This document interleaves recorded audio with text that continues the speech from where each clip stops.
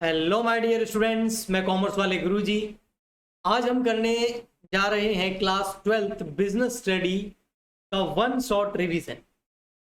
यानी कि इस सीरीज के अंदर हम वन लेक्चर के अंदर ही वन चैप्टर आपका कंप्लीट कर लेंगे। इसमें सबसे पहले हम सीबीएसई टर्म फर्स्ट के अंदर जो आपका सिलेबस है उसको कंप्लीट करेंगे। तो इसमें chapter number first, second, third और फोर्थ, ये चार चैप्टर और आपका चैप्टर नंबर 11 जो भी आपकी सीबीएसई टर्म फर्स्ट का सिलेबस है उसको हम कंप्लीट करें। इसको जो ये नोट्स है बिल्कुल शॉर्ट तरीके से बनाए हुए हैं, लेकिन इनके बारे में मैं आपको पूरा एक्सप्लेन करूंगा। तो आपको मेन मेरे जो वर्ड्स हैं उनके ऊपर ध्यान देना। और अगर आप ये पूरा लेक्चर अच्छे से देखते हैं तो आपको यहाँ पर से दो बेनिफिट मिलेंगे। एक तो लेक्चर के दौरान मैं आपको बताऊंगा कि आपको नोट्स फ्री ऑफ कॉस्ट कहाँ मिलेंगे, और सेकेंड नंबर में बताऊंगा आपको कि आपको एमसीक्यू कहाँ कहाँ से बन सकते, क्योंकि टर्म फर्स्ट में एमसीक्यू आ रहे हैं। तो चलिए बिना देर किए हुए स्टार्ट कर लेते हैं। सबसे फर्स्ट है हमारा chapter number first, nature and significance of management. Management का नेचर क्या है और हमारे लिए वो सिग्निफिकेंस मीन्स हमारे लिए क्यों इंपॉर्टेंट है, इंपॉर्टेंस क्या है मैनेजमेंट। तो सबसे पहले डेफिनेशन से स्टार्ट करते हैं। डेफिनेशन में सबसे फर्स्ट वर्ड जहां से एमसीक्यू बन सकता है वो है मैनेजमेंट इज द प्रोसेस। तो आपको सबसे पहले कोई पूछे व्हाट इज मैनेजमेंट, तो मैनेजमेंट इज अ प्रोसेस। तो मैनेजमेंट जो एक प्रोसेस है, ये ध्यान रखना। अच्छा, प्रोसेस किस चीज की, उस प्रोसेस से होगा क्या, और प्रोसेस किस चीज की। प्रोसेस है डिजाइन करना और मेंटेन करना ऑन एनवायरमेंट इन विच, एक ऐसा एनवायरमेंट डिजाइन करना या एक ऐसा एनवायरमेंट मेंटेन करना और उस एनवायरमेंट के अंदर सारे इंडिविजुअल काम कर सके ग्रुप के अंदर एफिशिएंटली एंड कॉम्प्लिसेस सेलेक्टेड एम्स। बिल्कुल सिंपल डेफिनेशन है मैनेजमेंट। मैनेजमेंट एक प्रोसेस है जिसके अंदर हम डिजाइन करते हैं और मेंटेन करते हैं, ओनली डिजाइन नहीं करते हैं, है ना। मैनेजमेंट एक प्रोसेस है जिसके अंदर हम सबसे पहले डिजाइन करते हैं कि ऐसा एनवायरमेंट है ना, उस एनवायरमेंट के अंदर इंडिविजुअल्स और ग्रुप ऑफ पीपल्स मिलकर के काम कर सके किसी सेलेक्टेड एम्स के लिए, किसी सेलेक्टेड गोल्स के लिए। और ये केवल डिजाइन नहीं करना है, ऐसा एनवायरमेंट हमेशा मेंटेन भी करना है। ये होता है मैनेज। ओके, नेक्स्ट डेफिनेशन किसने दी, हारोल्ड कुंटेज एंड हेनरी। तो ये डेफिनेशन याद रखना।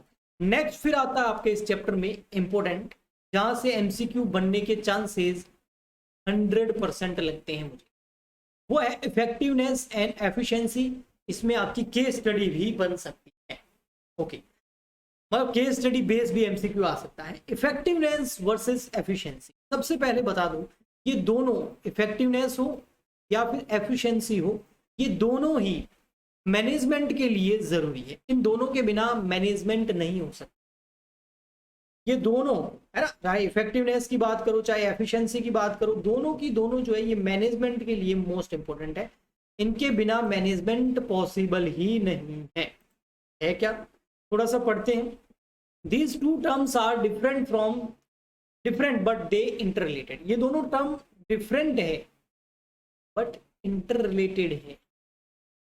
डिफरेंट है लेकिन इनके बीच में क्या है, रिलेशन है। इंटर रिलेटेड है, एक दूसरे के ऊपर डिपेंड है, भले डिफरेंट हो। जैसे चाय पत्ती और शुगर यानी कि शक्कर, ये दोनों डिफरेंट है बट इंटर रिलेटेड है, क्योंकि आपको अगर टी बनानी है, चाय बनानी है, तो इन दोनों की जरूरत आपको पड़ेगी। इनमें से एक भी चीज अगर नहीं आपके पास तो चाय नहीं बनेगी, ऐसे। Okay, effectiveness and efficiency are two side of the same coin. क्या बेस्ट एग्जांपल दिया है, जो कॉइन की दो साइड होती है ना, हेड और टेल, और वो सेम कॉइन की होती है ना, ऐसे कैसे ये दोनों भी एक ही कॉइन की दो साइड। होता क्या है, तो इफेक्टिवनेस का मतलब होता है कि आपका जो काम है वो इफेक्टिव होना चाहिए, आपका मैनेजमेंट इफेक्टिव होना चाहिए। और एफिशिएंसी का मतलब यहाँ पर एफिशिएंसी मतलब एकदम से पावरफुल है ना, कैपेसिटी, फुल कैपेसिटी से होना। एफिशिएंट एंड इफेक्टिव ये दोनों जरूरी। आपकी जैसे फॉर एग्जांपल की स्टडी है वो इफेक्टिव भी होनी चाहिए और एफिशिएंट भी होनी चाहिए।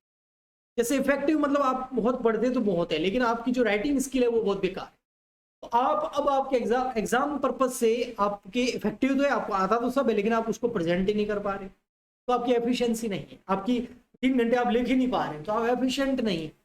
तो इफेक्टिवनेस एंड एफिशिएंसी दोनों होना जरूरी है। मैनेजमेंट के लिए। अगर दोनों में से एक भी चीज अगर गायब है, इफेक्टिव है, एफिशिएंसी नहीं है, एफिशिएंसी है, इफेक्टिवनेस नहीं है, तो मैनेजमेंट वहां अच्छा नहीं होगा। नेक्स्ट आता है हमारा कैरेक्टरिस्टिक्स ऑफ मैनेजमेंट। मैनेजमेंट की कैरेक्टरिस्टिक्स क्या है ना? तो आइए देखो, सबसे फर्स्ट है management is a goal oriented process. Management जो goal oriented process, without goal management नहीं हो सकता। तो मैनेजमेंट करना है तो सबसे पहले आपके लिए क्या होना चाहिए? गोल डिसाइड होना चाहिए, कुछ ऑब्जेक्टिव डिसाइड होने चाहिए, तभी मैनेजमेंट हो। बिना गोल के मैनेजमेंट पॉसिबल ही नहीं। जब गोल दिखता है तो उस गोल को अचीव करने के लिए मैनेजमेंट किया जाता है। तो management is a goal oriented process. Second आता है management is all pervasive. Management सब जगह है, इसका कहने का मतलब हर जगह है ना, यूनिवर्सल है। चाहे फॉर एग्जांपल के लिए अगर आपका बिजनेस बहुत बड़ा है, बिग साइज में है, तो भी मैनेजमेंट की जरूरत होगी। बिजनेस मीडियम साइज है तो भी मैनेजमेंट की जरूरत होगी। बिजनेस जो स्मॉल है तो भी मैनेजमेंट की जरूरत होगी, है ना। बिजनेस अगर आपका पॉलिटिकल लेवल पे अगर कुछ कर रहे हो तो भी मैनेजमेंट की जरूरत होगी। सोशल लेवल पे कुछ कर रहे हो तो मैनेजमेंट की जरूरत होगी। इकोनॉमिक लेवल पे कुछ कर रहे हो तो मैनेजमेंट की जरूरत होगी, है ना।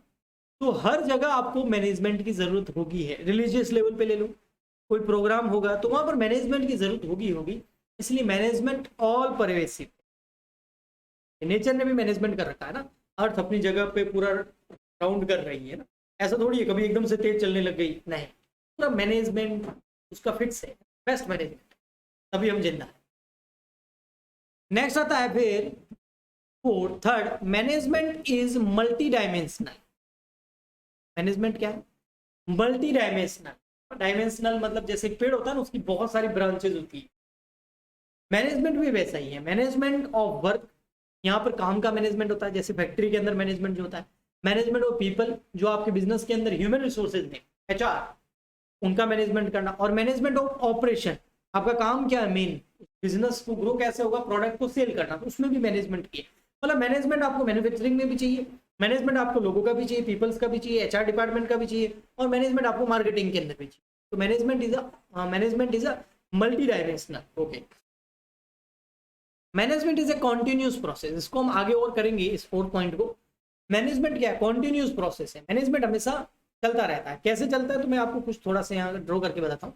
सबसे पहले क्या किया जाता है? कलेक्ट किया जाता है डेटा। ओके, फिर उन डेटा को एनालिसिस किया जाता है, ठीक है। उसके बाद एक प्लानिंग बनाई जाती है, ठीक है। फिर उस प्लानिंग को क्या किया जाता है? इम्प्लीमेंट किया जाता है, ठीक है। और फिर वापस क्या होगा? जैसे ये कॉन्टिन्यूस प्रोसेस है, डेटा कलेक्ट करना, एनालिसिस करना, प्लानिंग करना, इंप्लीमेंट करना, फिर डेटा कलेक्ट करना, एनालिसिस करना, प्लानिंग करना, इंप्लीमेंट करना, ये कॉन्टिन्यू प्रोसेस है। ऐसे के ऐसे मैनेजमेंट जो है वो भी क्या है? Continuous process. ऐसा थोड़ी है कि भाई साहब आज मैनेजमेंट करेंगे कल नहीं करेंगे, हम आज ही करेंगे बस, ऐसा नहीं। मैनेजमेंट हर दिन, हर वक्त, हर समय आपको करते रहना पड़ता है। नेक्स्ट आता है management is a group activity. कोई भी अकेला मैनेजमेंट थोड़ी कर सकता है ना। जैसे घर में अपने हमारे जो शादी का प्रोग्राम होता था कोविड से पहले, 500-600 लोगों का खाना होता था, बहुत सारे गेस्ट आते थे, इंडिया में बहुत बड़ा फेस्टिवल होता था शादी, है ना। तो उसमें आपको पता है मैनेजमेंट होता था। तो मैनेजमेंट क्या कोई अकेला व्यक्ति करता था? सबका थोड़ा ना थोड़ा उसमें, गांव साइड से कोई भी आएगा वो काम पे लग जाए, तो वो सब ग्रुप में जब काम करते थे तब अच्छा सा मैनेजमेंट हो पाता। वो शादियां बर्बाद क्यों हो जाती थी? क्योंकि मैनेजमेंट करने वाला कोई अकेला सारी पावर अपने पास लेके बैठा मैं ही करूंगा, तो नहीं होता है। जब दूसरों को काम सौंपा जाता है तो काम अच्छे से हो जाता है। तो management is a group activity, कोई अकेला मैनेजमेंट नहीं कर सकता। नेक्स्ट है management is a dynamic function. Management क्या है? Dynamic function. डायनेमिक फंक्शन क्या होता है पता है? जो ये सोशल एनवायरनमेंट है, जो पॉलिटिकल एनवायरनमेंट है, जो हमारा आसपास का एनवायरनमेंट है, जो बिजनेस को इफेक्ट करता है, वो एनवायरनमेंट हमेशा चेंज होता रहता है। जैसे टेक्नोलॉजी चेंज होती रहती है, गवर्नमेंट चेंज होती रहती है, सोशल सोसाइटी के अंदर लोगों का ट्रेंड, लोगों की पावर, लोगों की परचेजिंग पावर, क्रय शक्ति वगैरह चेंज होती रहती है। इसका इफेक्ट हमारे बिजनेस पे भी पड़ता है। तो एनवायरनमेंट क्या है? डायनेमिक है। तो मैनेजमेंट भी क्या होना चाहिए? डायनेमिक फंक्शन होना चाहिए। क्यों? क्योंकि एनवायरनमेंट में कोई भी अपॉर्चुनिटी आए या कोई चैलेंजेस आए या कोई चेंज हो, तो मैनेजमेंट इस तरीके का होना चाहिए कि उसको हम अडॉप्ट कर लें। तो management is a dynamic function. Next आता है आपका 7 point, management is A intangible force. Management हमें दिखाई नहीं देता है, इनटेंजिबल होता है। जैसे भूत कैसा होता है, दिखाई नहीं देता है, महसूस हो जाता है। नहीं महसूस हो रहा तो कभी ऐसी जगह जाके देख। तो सेम मैनेजमेंट जो है वो दिखता नहीं है, बट हमें फील हो जाता है अच्छा मैनेजमेंट अच्छा है यार। तो ओके, नेक्स्ट आता है फिर हमारा ऑब्जेक्टिव ऑफ मैनेजमेंट। ठीक है, ऑब्जेक्टिव ऑफ मैनेजमेंट में सबसे फर्स्ट जो आता है बेटा, ये ऑब्जेक्टिव ऑफ मैनेजमेंट। इसमें फर्स्ट नंबर जो है वो है आपका पर्सनल ऑब्जेक्टिव। ये फर्स्ट नंबर पर्सनल ऑब्जेक्टिव, यहाँ टाइप होने से रह गया ये, पर्सनल ऑब्जेक्टिव। ओके, ऑब्जेक्टिव क्या है मैनेजमेंट का? पर्सनल ऑब्जेक्ट, पर्सनल है या ये फर्स्ट ऑर्गेनाइजेशनल है? पर्सनल नीचे हो, सॉरी, ये है आपका ऑर्गेनाइजेशनल। फर्स्ट नंबर ये ऑर्गेनाइजेशनल ऑब्जेक्टिव। सेकंड नंबर क्या हो जाएगा? ये वाला सोशल ऑब्जेक्टिव। और थर्ड नंबर नीचे ये पर्सनल सबसे एंड पे। ठीक है, तो देखो ऑर्गेनाइजेशनल ऑब्जेक्टिव, एक ऑर्गेनाइजेशन का क्या ऑब्जेक्टिव होता है? ऑर्गेनाइजेशन का मतलब क्या पर है यहाँ पर? ऑर्गेनाइजेशन मतलब बिजनेस, जिसको हम चला रहे हैं वो बिजनेस। तो उस बिजनेस का मेन ऑब्जेक्टिव क्या होना चाहिए? एक ऑर्गेनाइजेशन का क्या ऑब्जेक्टिव होता है? प्रॉफिट अर्न करना। अच्छा, ये तो सब बता देंगे। मेन ऑब्जेक्टिव ऑर्गेनाइजेशन का प्रॉफिट अर्न करना तो होता ही है, बट वो प्रॉफिट अर्न होगा कैसे? शुरू में थोड़ी हो जाता है प्रॉफिट। फर्स्ट ईयर बिजनेस लगाया, प्रॉफिट नहीं हुआ तो क्या बंद कर देंगे? नहीं, मेन फोकस क्या करना उसके लिए? The main objective of any organisation should be to utilise human and material resources to the maximum possible advantage. Adventure नहीं है ये, एडवांटेजेस है। Okay, advantage. ओके, मतलब ये हुआ कि मेन ऑब्जेक्टिव जो है ऑर्गेनाइजेशन का वो क्या है? मेन ऑब्जेक्टिव है ऑर्गेनाइजेशन का, जो उसके ऑर्गेनाइजेशन के पास में जो रिसोर्सेज हैं। क्या रिसोर्स? दो तरह के रिसोर्सेज होते हैं, एक फिजिकल रिसोर्सेज और एक ह्यूमन रिसोर्सेज। ह्यूमन रिसोर्सेज मतलब जो लोग हैं, चाहे मैनेजर हो, एम्प्लॉई हो, वर्कर हो, लेबर हो, है ना, वो सारे, वो आ गए आपके लोग। इसके अलावा होते हैं उसके अंदर मशीन्स, मनी, मटेरियल, मेथड, है ना, ये फिजिकल रिसोर्सेज होते हैं। जो एचआर डिपार्टमेंट होता है वो इन सारे रिसोर्सेज को यूज करता है, यानी कि जो ह्यूमंस होते हैं, लोग हैं, ह्यूमन रिसोर्सेज जो है वो इन सारे रिसोर्सेज को यूज करते हैं। तो ये दोनों जो रिसोर्सेज हैं, नॉन ह्यूमन और ह्यूमन, यानी कि पर्सन और नॉन पर्सनल, इन दोनों रिसोर्सेज को ऑर्गेनाइजेशन को क्या करना चाहिए? इनका बेस्ट ऑप्टिमम यूज करना चाहिए, इनका बेस्ट यूटिलाइजेशन करना चाहिए। और इनका अगर बेस्ट यूटिलाइजेशन होगा, इनसे हम बेस्ट एडवांटेज ले पाएंगे, तो फिर क्या होगा? फिर हमारी धीरे धीरे सर्वाइव करना भी स्टार्ट कर देगा बिजनेस, फिर बिजनेस प्रॉफिट कमाना भी स्टार्ट कर देगा। सबसे पहले होता है सर्वाइवल, कम से कम रहे मार्केट में, गायब नहीं हो जाए। फिर सर्वाइव स्टार्ट करता है तो फिर होता है प्रॉफिट कमाने लग जाता है। जब प्रॉफिट कमाने लग जाता है तो फिर बिजनेस की ग्रोथ होने लग जाती है। ग्रोथ मतलब बिजनेस फलने फूलने लग जाता है, बड़ा होने लग जाता है। ओके, अगला आता है हमारा सोशल ऑब्जेक्टिव। सोशल ऑब्जेक्टिव क्या होता है? एक बिजनेस जो है ना, वो कहाँ से, बिजनेस अपने आप नहीं होता है। बिजनेस में जितनी भी चीजें चाहिए, जितने भी रिसोर्सेस चाहिए, वो सब कहाँ से आते हैं? सोसाइटी से आते हैं। ओके, चाहे ऑनर ले लो, कहाँ से आया? सोसाइटी से, समाज से। रिसोर्सेज में पैसा ले लो, कहाँ से आया? सोसाइटी से। मटेरियल कहाँ से आया? सोसाइटी से। मनी कहाँ से आई? सोसाइटी से। मेथड कहाँ से आया? सोसाइटी से। मशीन कहाँ से आई? सोसाइटी से, है ना। जो भी रिसोर्सेज है वो नेचुरल रिसोर्सेज कहाँ से आए? सोसाइटी से, नेचर से आए। अच्छा, लेबर कहाँ से आई? वर्कर कहाँ से आए? एम्प्लॉइज कहाँ से आए? सोसाइटी से। और बिजनेस बाद में मैन्युफैक्चरिंग करके प्रोडक्ट बना के वापस किसको सेंड करेगा? सोसाइटी को। तो सोसाइटी के बिना तो बिजनेस कुछ है ही नहीं। तो इसका मतलब बिजनेस तभी लॉन्ग टाइम तक रह पाएगा जब सोसाइटी होगी। अगर सोसाइटी नहीं हो तो बिजनेस पॉसिबल ही नहीं है। तो इसीलिए बिजनेस के कुछ सोशल ऑब्जेक्टिव है कि वो ऐसे economic method, economical environmental friendly method, जो एनवायरमेंटल फ्रेंडली हो, उससे एनवायरमेंट को नुकसान नहीं हो। क्योंकि एनवायरमेंट को नुकसान होगा तो सोसाइटी नहीं रहेगी, सोसाइटी नहीं रहेगी तो बिजनेस ही नहीं रहेगा। देख रहे हो, बहुत गहरा रहस्य। इसीलिए बिजनेस को क्या करना चाहिए? एनवायरमेंटल फ्रेंडली मेथड यूज करनी चाहिए, जिससे एनवायरमेंट को और सोसाइटी को कोई नुकसान नहीं हो। क्योंकि सोसाइटी नहीं तो बिजनेस नहीं। ठीक है। तो क्योंकि इसके अलावा और क्या करना चाहिए उसे, एनवायरमेंटल फ्रेंडली मेथड जो है वो यूज करने चाहिए। और इसके अलावा एम्प्लॉयमेंट जो है, ये यहाँ पर मिस्टेक हो गया है, एम्प्लॉयमेंट अपॉर्चुनिटी प्रोवाइड करानी चाहिए, है ना, एम्यूनिटीज प्रोवाइड करानी चाहिए like schools, health care system, इसके ऊपर भी ध्यान देना चाहिए। जो ऐसे सेक्शन, पुअर सेक्शन जो है सोसाइटी के, है ना, उनकी हेल्प करनी चाहिए। तो ये भी बहुत जरूरी है। नेक्स्ट आता है आपका पर्सनल ऑब्जेक्टिव। पर्सनल ऑब्जेक्टिव में क्या लिखेंगे? एक जो बिजनेस होता है उसके अंदर बहुत सारे लोग काम करते हैं, बहुत सारे पर्सन्स काम करते हैं।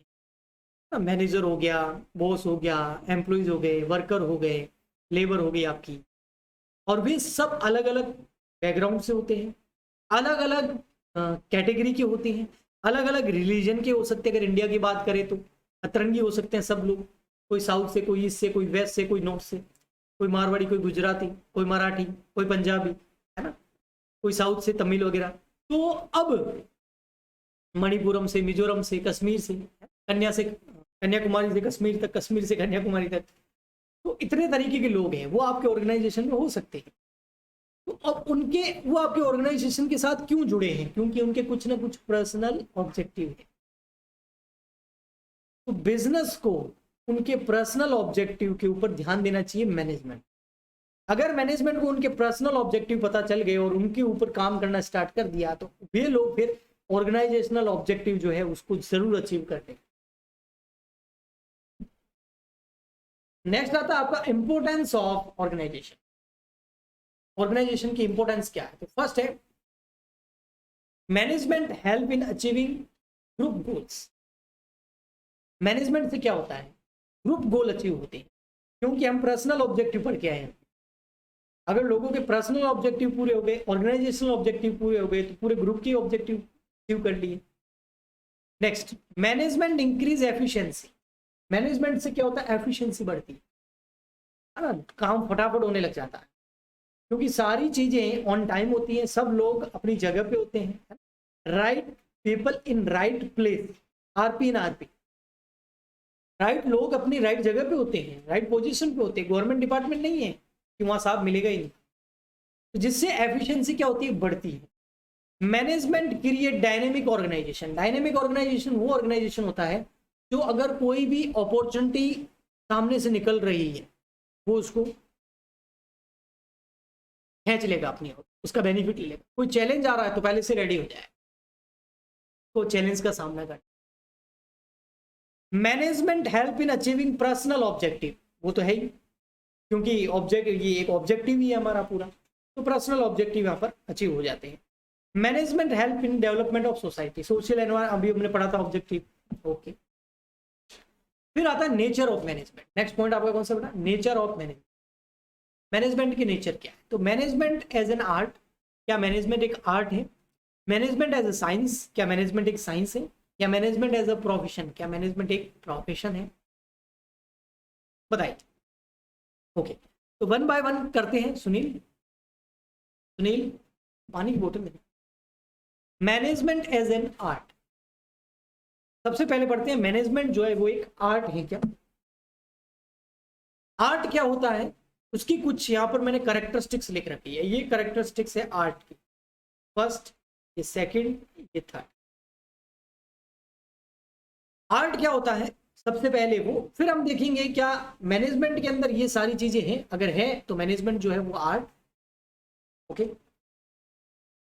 तो फर्स्ट है existence of theoretical knowledge. Art जो होता है ना, क्या होता है इसके अंदर? थ्योरेटिकल नॉलेज का एग्जिस्टेंस होता है।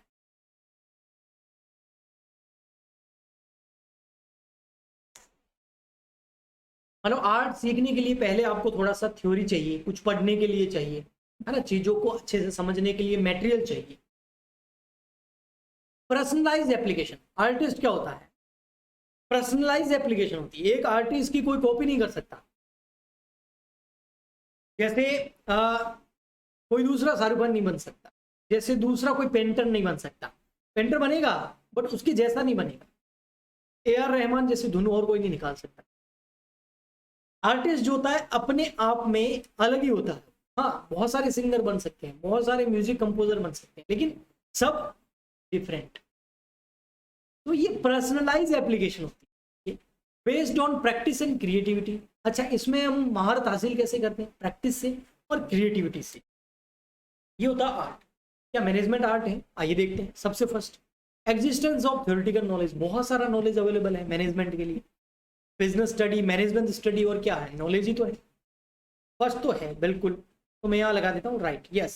Second, personalise application. हाँ बिल्कुल, मैनेजमेंट करना हर किसी के बस की बात थोड़ी है। गट्स चाहिए इसके लिए, पर्सनल एप्लीकेशन चाहिए, और हर किसी का मैनेजमेंट करने का तरीका अलग होता है। तो ये भी है based on practice and creativity. बिल्कुल, फर्स्ट टाइम मैनेजमेंट करेंगे तो उतना अच्छा थोड़ी होगा, लेकिन जब 100 बार मैनेजमेंट कोई कर रहा होगा तो उसके लिए चुटकी होगा। प्रैक्टिस चाहिए इसमें, और क्रिएटिविटी भी चाहिए। मैनेजमेंट करना, लोगों को मैनेज करना, क्रिएटिविटी वाला काम। कुंभ का मेला इतने अच्छे तरीके से मैनेज हो जाता है, आज तक रिसर्च हो रही है उसके ऊपर, इतने करोड़ों लोग कैसे मैनेज हो जाते हैं? क्रिएटिविटी। ओके, नेक्स्ट आता है। तो इसका मतलब मैनेजमेंट जो एक साइंस, मैनेजमेंट जो है वो एक आर्ट तो है।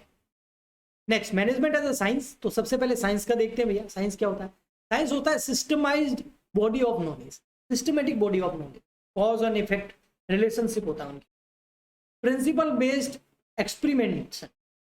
प्रिंसिपल जितने भी साइंस के हैं वो एक्सपेरिमेंट के बेस पर आए हुए हैं, है ना। बिना एक्सपेरिमेंट के साइंस के प्रिंसिपल नहीं बन सकते।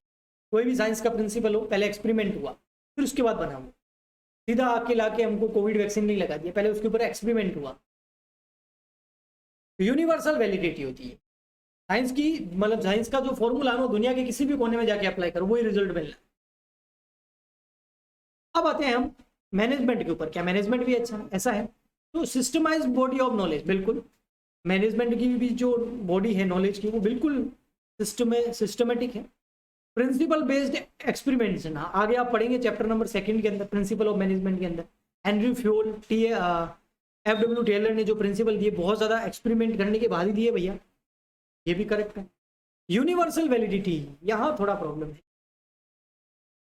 जो मैनेजमेंट के प्रिंसिपल है उनको भी यूनिवर्सली अप्लाई किया जा सकता है, वो यूनिवर्सल अप्लाई कर सकते हैं, बट एज इट इज नहीं कर सकते, एज इट इज नहीं कर सकते, है ना। यूएस में लोगों का मैनेजमेंट करना बहुत आसान है, इंडिया में लोगों का मैनेजमेंट करना उतना आसान नहीं। लॉकडाउन के अंदर देखा होगा ना, वहाँ तो अनाउंसमेंट कर लिया भाई लॉकडाउन है, घर में रहना है, बस मान लेंगे लोग। यहाँ माने? यहाँ तो पुलिस वालों ने, समझ में आया। तो यूनिवर्सल एप्लीकेबल नहीं है मैनेजमेंट के प्रिंसिपल। हाँ एप्लीकेबल है, बट उनमें थोड़ा चेंज करना पड़ेगा। बट साइंस में ऐसा नहीं, साइंस के प्रिंसिपल एकदम बिल्कुल वही अप्लाई होगा। तो इसका मतलब हम कह सकते हैं कि मैनेजमेंट जो है वो साइंस है, बट प्योर साइंस नहीं, बट नॉट, अभी पूरा साइंस नहीं, पूरा science. Management as a profession, क्या मैनेजमेंट एक प्रोफेशन है? तो सबसे पहले प्रोफेशन देखते हैं क्या होता है। प्रोफेशन होता है, प्रोफेशन क्या होता है? Well defined body of knowledge. Profession का जो नॉलेज है वो एक वेल डिफाइंड है। Second, restricted entry. प्रोफेशन क्या हो गया, समझ गए ना? जैसे डॉक्टर होता है वो प्रोफेशनल इंसान है, इंजीनियर एक प्रोफेशनल इंसान है, लॉयर एक प्रोफेशनल इंसान है, आर्किटेक्चर एक प्रोफेशनल इंसान है। तो ये होता है प्रोफेशन।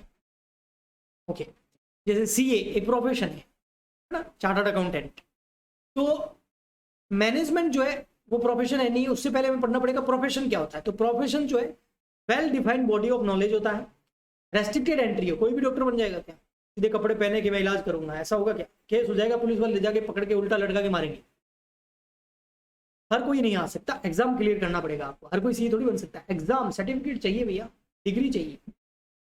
प्रोफेशनल एसोसिएशन, प्रोफेशन के अंदर प्रोफेशनल एसोसिएशंस बने होते हैं। जैसे सीए करनी है तो उसका प्रोफेशनल एसोसिएशन है ICAI। डॉक्टर बनना आपको तो एम्स, AIM, ऐसे कुछ इनके इंस्टीट्यूट बने हुए हैं, ठीक है। और जैसे तो आपको लॉयर बनना है तो बार काउंसिल बनी हुई है, वो पूरा एक इंस्टीट्यूट है उनका, वही एग्जाम करवाते हैं, वही इनको सर्टिफिकेट देते हैं, वही रेगुलेशन, रूल एंड रेगुलेशन निकालते हैं, वही आपको स्टडी मटेरियल प्रोवाइड कराते हैं। ऐसा प्रोफेशन के अंदर होता है। Ethics code of conduct, doctor कुछ भी थोड़ी कर सकता है। डॉक्टर को या किसी सीए को देखा गलियों में घूमते हुए कि कोई रिटर्न भरवा लो, कोई इलाज करवा लो, नहीं। क्यों? क्योंकि उनके रूल बने हुए हैं। किसने बनाए? ये प्रोफेशनल एसोसिएशन होते हैं ना, जो इंस्टीट्यूट होते हैं, वो रूल बनाते हैं। भैया आप कभी भी एडवर्टाइजमेंट नहीं कर सकते, काम मांगने नहीं जा सकते, तो कुछ कोड ऑफ कंडक्ट बने हुए हैं, उनके ऊपर कुछ रेस्पॉन्सिबिलिटी है कि आप इससे ज्यादा नहीं, या ये काम करने ये नहीं कर सकते आप। कोड ऑफ कंडक्ट, कुछ रूल्स, अगर उनको कोई नहीं मानता है तो उसकी डिग्री कैंसिल हो जाती है। सर्विस मोटिव, इनका मेन मोटिव क्या होता है? सर्विस दे। डॉक्टर सर्विस देता है, लॉयर सर्विस देता है, सीए सर्विस देता है, आपको प्रोडक्ट नहीं सेल करते। क्या मैनेजमेंट भी, मैनेजमेंट के अंदर कौन हो गया? मैनेजर। तो मैनेजर भी क्या ऐसे काम होता है? क्या मैनेजमेंट एक प्रोफेशन है? आइए देखते हैं। सबसे पहले well defined body of knowledge. बिल्कुल, मैनेजमेंट की जो बॉडी ऑफ नॉलेज है वो वेल डिफाइंड है, बिल्कुल वेल डिफाइंड है। तो ये तो करेक्ट था एकदम। ओके, रेस्ट्रिक्टेड एंट्री नहीं, यहाँ कोई रेस्ट्रिक्टेड एंट्री नहीं, कोई रेस्ट्रिक्टेड एंट्री नहीं। हाँ, कुछ एग्जाम है, एमबीए, बीबीए आप करके, मैनेजमेंट स्टडी करके आप डिग्री ले सकते हैं, बट जरूरी नहीं है। अगर आप 12th पास है, 10th पास है, और आप फिर भी अच्छे मैनेजर बन सकते हैं। ये इसका मतलब मैनेजमेंट जो है प्रोफेशन नहीं है। प्रोफेशनल एसोसिएशन, प्रोफेशनल एसोसिएशन है, मैनेजमेंट के लिए भी प्रोफेशनल एसोसिएशन है, और उस प्रोफेशनल एसोसिएशन ने कुछ इथिकल कोड ऑफ कंडक्ट भी बना रखे हैं, मतलब रूल भी बना रखे हैं, बट उन्हें फॉलो करना जरूरी नहीं है। तो अब ये प्रोफेशनल एसोसिएशन किस काम का? सर्विस मोटिव, हाँ सर्विस बिल्कुल इसका है। तो इसका मतलब काफी सारी जो कैरेक्टरिस्टिक्स है प्रोफेशन की वो मैनेजमेंट फॉलो नहीं करता है, इसलिए मैनेजमेंट जो है वो प्रोफेशन है नहीं। बट ठीक है, आने वाले टाइम में अगर वो इंस्टीट्यूट जो है मैनेजमेंट का वो अगर सही तरीके से काम करने लग जाए, रेस्ट्रिक्टेड एंट्री हो जाए, कोड ऑफ कंडक्ट बना दे, तो हो सकता है फ्यूचर में जो है मैनेजमेंट भी एक प्रोफेशन बन सकता है। तो ये हो गए आपके नेचर ऑफ मैनेजमेंट। नेक्स्ट चलते हैं आगे वाले पॉइंट पे। चैप्टर थोड़ा फर्स्ट वाला बड़ा है। फंक्शंस ऑफ मैनेजमेंट, मैनेजमेंट के फंक्शंस कौन से हैं? तो मैनेजमेंट के फंक्शन बता देता हूं मैं, ठीक है। थोड़ा सा यहाँ हिंदी में लिख दिया, हिंदी मीडियम वाला ले लिया है, चलो कोई नहीं, इधर मैं बताता हूँ। सबसे होता है फर्स्ट मैनेजमेंट का फंक्शन प्लानिंग करना। सेकंड होता है फिर ऑर्गेनाइजिंग, ऑर्गेनाइजेशन या ऑर्गेनाइजिंग। थर्ड मैनेजमेंट का जो फंक्शंस होता है, मतलब मैनेजमेंट क्या क्या काम करता है, तो वो होता है स्टाफिंग। अभी मैं समझाऊंगा पूरा आपको। फिर आता है आपका स्टाफिंग के बाद में डायरेक्टिंग, के बाद में कंट्रोलिंग, कंट्रोलिंग। तो ये आपके मैनेजमेंट के फंक्शन, ये कितने हैं? ये देखो, सबसे फर्स्ट है प्लानिंग करना। मैनेजमेंट करने के लिए किसी भी काम का ही मैनेजमेंट करेंगे पहले प्लानिंग की जाती है। फिर ऑर्गेनाइजिंग, ऑर्गेनाइज मतलब रिसोर्स ऑर्गेनाइज करेंगे, भाई वो काम करने के लिए कितने लोग चाहिए, क्या मटेरियल चाहिए, कौन सी मशीन चाहिए, कितना पैसा चाहिए, है ना। फिर वो लोग जो है जो चाहिए वो पता कर लिया, उनको अपॉइंट करना, स्टाफ अपॉइंट करना, स्टाफिंग मतलब स्टाफ को अपॉइंट करना। फिर डायरेक्टिंग मतलब उन स्टाफ को डायरेक्ट करना कि भैया ऐसे ऐसे काम करना है, और फिर उन पर कंट्रोल भी रखना। ये है सारे मैनेजमेंट के फंक्शन, और ये कंटिन्यू चलते ही रहते हैं, इसलिए बोला management is a continue process. Planning, organising, staffing, directing, controlling, काम पूरा हो गया। फिर वापस planning, organising, staffing, directing, controlling. Management is a continuous process. Okay, तो ये सारे मैनेजमेंट के फंक्शन है। एक मैनेजर को ये सारे काम करने पड़ते हैं। मैनेजर प्लानिंग करता है, ऑर्गेनाइजिंग करता है, स्टाफिंग करता है, डायरेक्टिंग करता है, कंट्रोलिंग।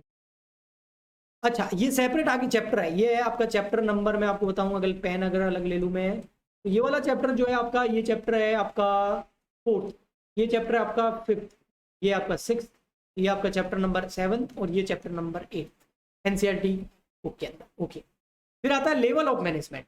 मैनेजमेंट 3 लेवल का होता है, एक टॉप मैनेजमेंट, एक मिडिल मैनेजमेंट, और एक ऑपरेशनल मैनेजमेंट।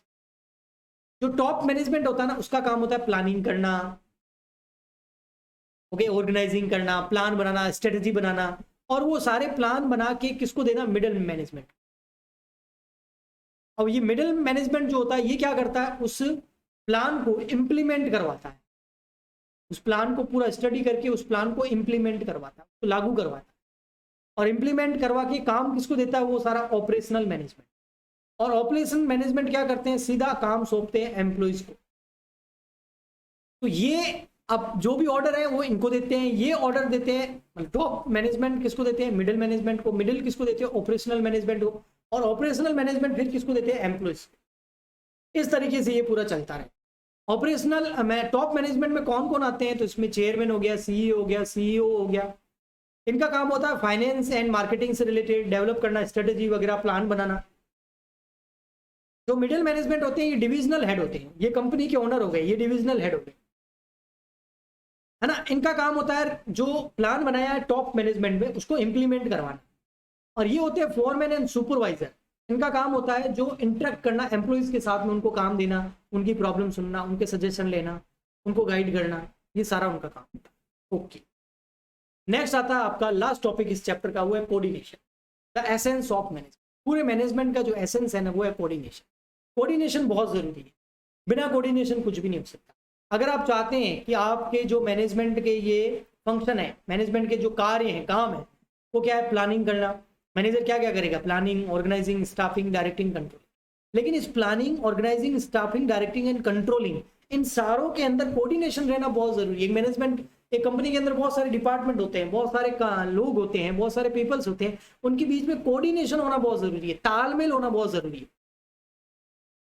कोऑर्डिनेशन ऐसा जैसे कि एक पेटी परेड के अंदर होता है ना कोऑर्डिनेशन, एकदम हाथ से हाथ एकदम बराबर, वैसा कोऑर्डिनेशन, तालमेल, तब जाके मैनेजमेंट का कुछ फायदा होगा, अदरवाइज कोई मतलब नहीं। ओके, कोऑर्डिनेशन की थोड़ा सा लिखा है ना, the process by which management synchronise the activity of different department is the known as coordination. सारे डिपार्टमेंट की एक्टिविटीज को एक दूसरे से रिलेट कर देना, सारे स्टेप पता होना, सब लोगों को अपना काम पता होना, ऑन टाइम ऑन चीज होना, है ना, ये एकदम स्मूथली काम हो जाना, बिना किसी हेडेक के, बिना किसी प्रॉब्लम के, और इफेक्टिव और एफिशिएंसी के साथ में। तब ये तभी पॉसिबल है जब उनके बीच में coordination. Okay, characteristics of coordination की बात करें तो coordination is integrate groups. Coordination तभी होगा जब सारे काम क्या होंगे, इंटीग्रेट होंगे। इंटीग्रेट मतलब सारे काम जब एक दूसरे से कनेक्टेड होंगे, रिलेटेड होंगे, इंटररिलेटेड होंगे। Coordination ensure unity of action. Coordination तभी पर आएगा अगर किसी बिजनेस के अंदर कोऑर्डिनेशन है, इनका मतलब यूनिटी है, वहाँ एकता है, सब मिलकर काम करना चाहते हैं। Okay, coordination is a continuous process. ऐसा थोड़ी आज ही कोऑर्डिनेशन करना है, हमेशा कोऑर्डिनेशन होना चाहिए, हमेशा तालमेल होना चाहिए।